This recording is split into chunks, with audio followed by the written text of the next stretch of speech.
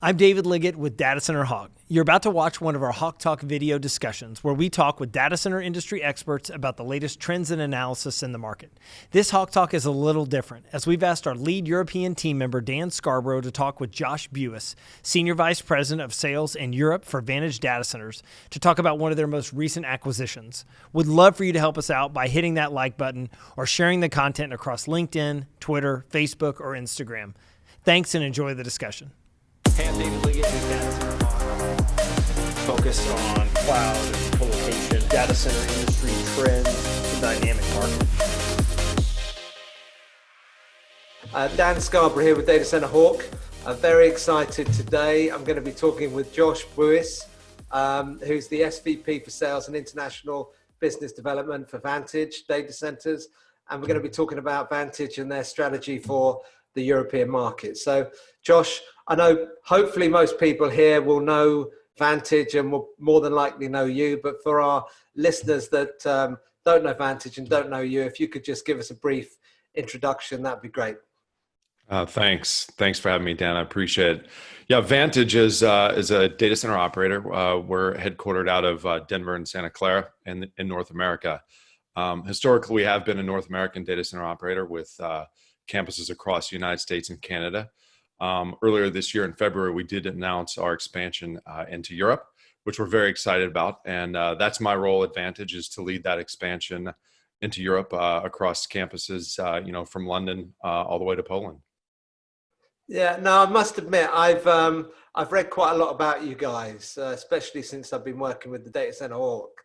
And it's been quite interesting. I was particularly interested in understanding your strategy in terms of the markets that you've gone into and how you see kind of Europe specifically developing from the short, mid, and long term. Sure. Great question. We like to keep it simple from that standpoint. Focusing on our customers and where they want to go is really what leads our expansion and where we develop. Watching the markets and where the next region could be, or where the next, explosive growth is, whether that's Milan or London or Frankfurt. We're really focused on our customers and where their expansion is. From a short-term, medium, and long-term expansion standpoint, we are not just a tier 2 or a tier 1 flap market player. We're a pan-European player, so we're very interested in Frankfurt and London, as well as markets like Milan and Poland and Zurich. Cool. So I know that you've got developments planned in Berlin, Milan, Warsaw, and Zurich, as well as your campus site in Frankfurt. Right. Have you thought about any of the other locations that you're going to be going to? Is it too early to tell us about those? I know that we've heard plans from hyperscalers developing in other markets, like Italy and Spain. They're on the agenda for you guys, I'm assuming. Right. Italy is definitely on our agenda, and we plan on developing in that market.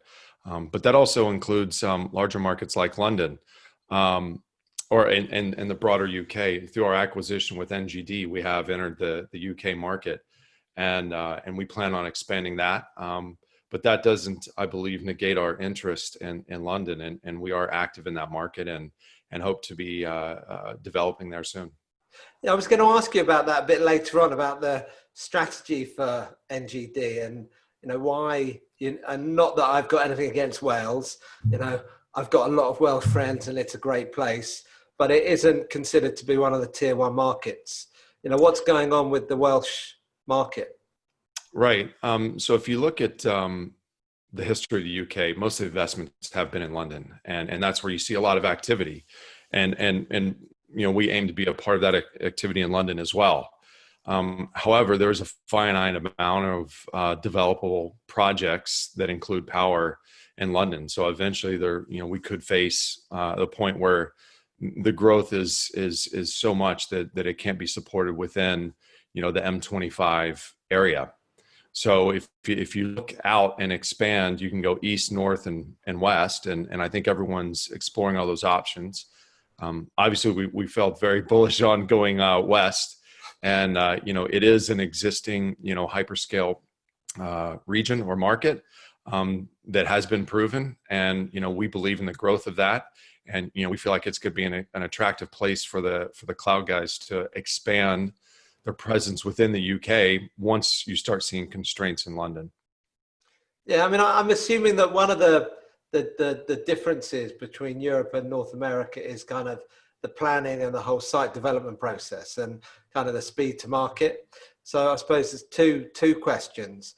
How are you dealing with that side of things from a European perspective, and how's that affecting kind of when your current sites are going to be client ready, if you like? Right. Development cycles, whether that's permitting or construction, are different. Permitting is sometimes a little bit longer in Europe than it is North America, but sometimes we can catch up on the construction side of things.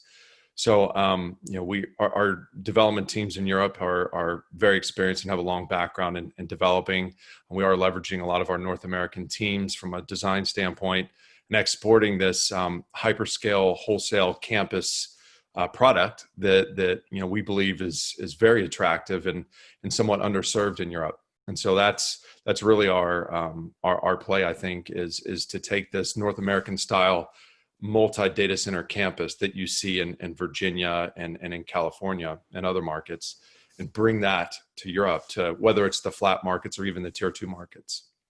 Yeah, I suppose that kind of follows on to the next thing I was going to ask you is, you've got a big portfolio in North America. How do you see the kind of different challenges for hyperscalers developing in the European market, and how do they kind of differ from North America? In North America, you do see a lot of pressure from the hyperscale cloud operators self-building on their own campuses, and actually you see a lot of that in Dublin as well. When you look at some of the market reports, Dublin seems to be a little underserved, but it is a massive market because the hyperscalers have self-built in that market. And I imagine they'd like to expand that into the rest of Europe. However, it is a little more challenging, especially for American-based cloud operators to develop in Europe.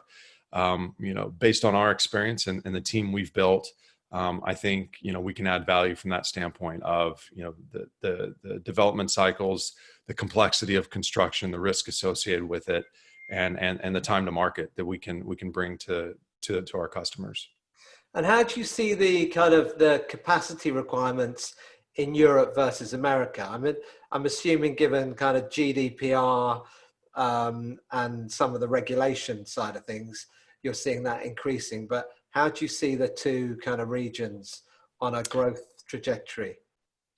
So I've been involved in this cloud data center business for 8 or 9 years, and in Europe, I've seen the decimal move over in one in terms of megawatt requirements since I first started working in Frankfurt, and so it's amazing. And I can say some of these co-location or lease requirements have equaled and in some cases exceeded what we've seen in the United States. So the growth that is happening in Europe is amazing. It is trending, behind what we would call Virginia, that market. But if you look at Virginia, you're kind of looking at 3 to 5 years in the future of what's happening in Europe. And so some of that growth that you saw in Virginia 3 to 5 years ago is now happening in Europe, and that's very exciting for us. And do you think that's different from a kind of a tier 1, tier 2, tier 3 market? Or do you feel like kind of the tier 2 and the tier 3 markets are going to follow the same sort of growth trajectory? So Dublin, London, and Frankfurt definitely are markets that are experiencing hyperscale growth right now. And that's we're seeing that across a lot of our customers now. The other markets, the tier 2 and tier 3 markets, are seeing new entrances like Milan. The hyperscalers have announced their investment and entrance into Italy and Poland as well. And while those are newer and behind and may not have as much demand as the others, they are new regions. And if you compare the number of regions in Europe, there are more actually in Europe than there are in the United States. the United States markets, they're smaller regions, but a smaller number, but larger in size. And so what you're seeing is a bit of a distributed nature in Europe compared to the United States, where you see a concentration in Virginia and California, or the West Coast and the East Coast. It's interesting. I mean, I think, you know, having been studying the market now for quite some time, I see some of the European markets quite tight and quite difficult to get into, right? Especially some of the flat markets. So if you take Paris, which, you know, it's got the Olympics coming up, lots of the power is being dedicated to transport infrastructure. You seem to have some of the more established operators there building out a fair amount of capacity. You know, how easy do you think it's going to be for Vantage to kind of enter into these busier established markets? You know, I can tell you in Frankfurt, we are there in Offenbach already, and we have expansion plans. We have plans to expand to a second campus in Frankfurt, and same thing with London as well. So I'm very confident we'll get into those markets. The others, which would be Paris and Amsterdam, we have aims to do that. You know, sometimes timing is everything. We want to make sure that the situation entering the country, whether it's, you know, regulations or whether it's customer demand or Olympics, want to make sure that timing is right. But for those markets, the flat markets that we feel are right, we are investing in. And presumably that part could be potentially acquisition, or that could be greenfield development, depending on what things look like. It could be. We always have our eye open for great opportunities. You know, generally we've led with greenfield expansion. However, when, you know, the opportunity comes up, for example, the ethics or NGD acquisition, we'll definitely take a look at those and move on them if they make sense. Yeah. So on the ethics development, you know, my understanding, I don't know their business particularly well, but from what I understand, they had the Offenbacher site, but they had a number of other smaller deployments in different locations, in kind of more of an edge model. Do you see that kind of being part of the development for the collective group, that edge smaller deployments will remain under the ethics business brand, or is that going, or is that being integrated to a Vantage Edge, or what does that look like? No, I mean, our core competency is definitely the wholesale hyperscale end of it. And no, the edge piece of it is not something that we plan on expanding or continuing to invest in. So just a couple more questions for you.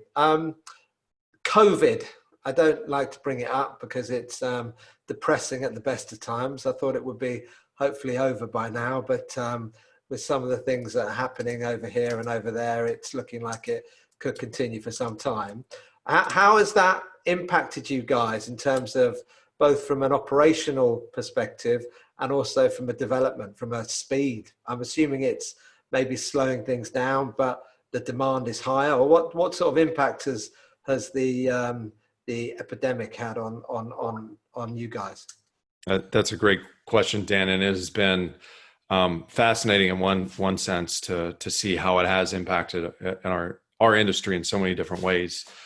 Operationally, it does create challenges because the level of screening and care we take on protecting our customers and our employees and our sites, including the Wales site, does slow things down a bit from a construction standpoint.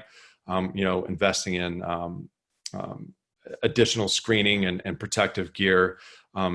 These are things we have to consider, but I can say it has not impacted our business significantly or to the point where, we're noticing much from a construction standpoint. Nothing really to report. We have some great teams that have, stepped up to the plate and kept our construction projects on time. So we're very, very excited about that piece of it, the operational and construction side of it. The site selection and acquisition piece of it has been real interesting. When the virus hit and the lockdown happened, we were stuck here in the United States, and obviously our European teams were stuck there. And generally we're traveling a lot across Europe, looking at sites and as part of our acquisition. And I was initially concerned about how are we going to continue our expansion. And I can tell you that we have secured multiple campuses since the lockdown in March and up until today. It's actually one of our development directors made a comment that we've actually become very efficient. Traveling does take a lot of time out of your day, and be able to sit, in your office and get a lot of work done has allowed us to focus and actually accelerate our acquisition cycle across Europe. So we've been able to leverage local partners, local consultants, and obviously our own internal local resources to focus on the site selection, site acquisition piece of it. And so that angle of our business has not slowed down. And do you think that the demand has increased from your customers given the COVID pandemic and the reliance on things like Zoom? Most certainly. And I think you can point to public, articles where our customers have said, since the lockdown, things like Microsoft Teams or Zoom, the online application demand has really driven a lot of growth. It has been significant. So the final sort of topic that I wanted to cover with you are kind of a bit interlinked. So there's been, from a European perspective, there seems to be quite a lot of movement on the legislative front. So the German Environment Ministry has recently released its latest study on the sustainability of data centers, and they're proposing a mandatory carbon footprint and an energy pass. And as the German government is heading the European government, there are thoughts that that could be a kind of a pan-European legislation over the next couple of years. How is that going to affect you guys? Are you kind of anticipating that, prepared for it, already involved in discussions about it, or what's going on from your kind of carbon neutral, sort of low carbon sustainability perspective? Another good question. I would like to say that, our customers are actually driving that requirement more so than government regulations. And I would say that their standards are even higher. And I could point to recent cloud announcements, saying they're going to be diesel free by 2030 and reduce water and actually have a positive water flow from data centers by 2030. These initiatives, I think, outweigh and exceed what the government regulations might be. And, we're very close to our customers and their requirements and their initiatives around these areas. And we're very happy to support those and stay in line with those requirements. So is that adjusting the way that you're designing sites? Do you see yourself kind of moving away from diesel generators and into energy storage as your customers demand that? Is that kind of a process that you're going through from a design perspective?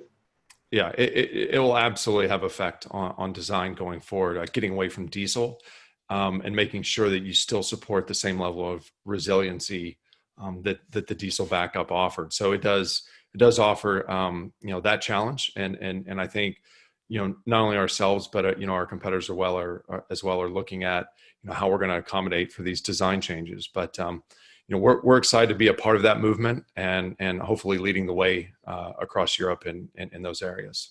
That's interesting. And then following on from that, and kind of talking through your conversation earlier about how some of the hyperscalers are self-building in places like Dublin and maybe Amsterdam as well. We've seen quite a lot of that in Scandinavia because of the kind of renewable power and potentially lower power rates. Have you got any plans for the Scandinavian market at all? We've always got our eye on it. You did say that power is one piece of it. I think also ease of construction or ease of doing business in the Scandinavian markets does enable the self-build activities there. We've got our eyes on across the markets. I think you see some opportunities in new and developing markets like the tier 2 ones where the demand isn't that high yet, and we're willing to go in and take a risk and develop a campus. Markets that are at scale, for example, Stockholm, may be more of a challenge to get into. However, if those opportunities present themselves, we'd be happy to move forward on them. Josh, thank you so much for taking the time to speak with me. It's really interesting to hear about what you guys are up to in Europe, and we're certainly very excited to follow your progress. I mean, I think what you've done in the last 6 months has been significant, and I'm assuming what's going to happen in the next year or so is probably going to be as significant. So excited to watch this space. Thanks for the time, Dan. Yeah, we're just as excited. Thanks for having me on.